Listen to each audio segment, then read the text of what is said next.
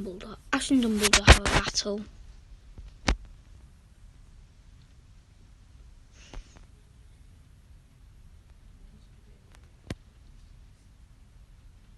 Ash wins. Ash goes to the town and he buys a Pokeball. Then he goes to challenge the Grass-type gym leader.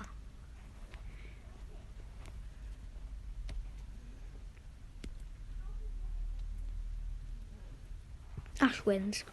Ash gets his Grass badge, but his case can't fit 2 badges, so he gets a new one. Then he goes on to battle Crazy Eye again.